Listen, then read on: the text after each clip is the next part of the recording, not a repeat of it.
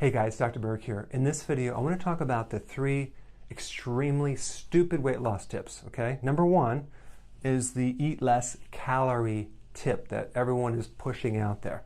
First of all, one of the things that you'll be told is that 1 pound of fat equals 3,500 calories, right? So if you just eat 500 calories less per day, at the end of the week, you'll lose a pound, right? Sounds good in theory, but what they're not factoring in is what the hormone system does to those calories.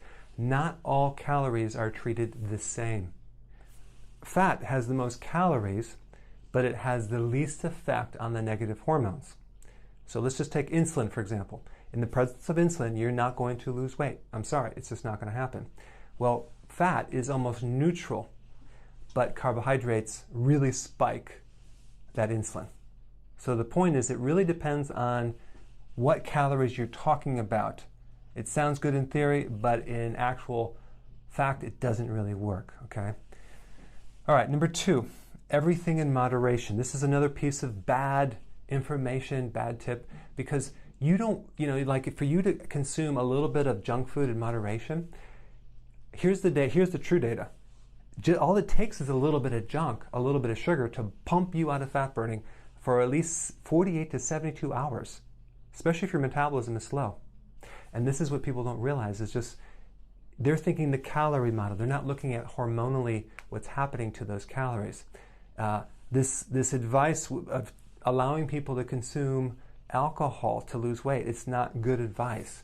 Like I think even in some of the USDA food pyramid recommendations, they say women can drink 1 glass of alcohol per day, men can drink 2 glasses of alcohol per day. And that's really under the weight loss. That's bad information. They're saying you can have in moderation. Or a diet that you might see that, oh yeah, our diet works because we let you eat the food that you really enjoy, but in less amounts. Still, that doesn't work. It's bad advice, okay?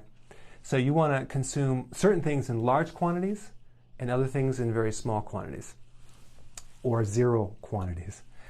Specifically, sugar. You don't want to have any sugar in the diet. Now, number 3, your metabolism is slow because you're not eating enough. That's the stupidest tip that I've ever heard in my life, because if you're not eating because you're not hungry and you start eating, what's going to happen is you're going to spike insulin, okay? Insulin is going to take that food and that sugar or that, stored glucose, whatever, it's going to take it out of the blood and it's going to drop your blood sugars. Now you're going to end up with low blood sugars. Guess what? You're going to be hungry. Your metabolism is not going to increase. It's going to decrease because you spiked insulin. So now you're going to eat again. And now it's going to spike it up. Now you're actually hungry all the time. So eating promotes more eating. Okay? Eating promotes more insulin.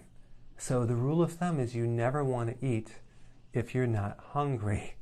Okay? So it's not true that your metabolism is slow because you're not eating enough. That's false information. Your metabolism is slow because you're probably eating too frequently or eating the wrong thing. All right?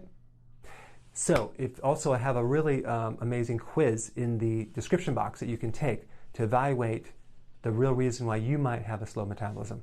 Check it out. Thanks for watching.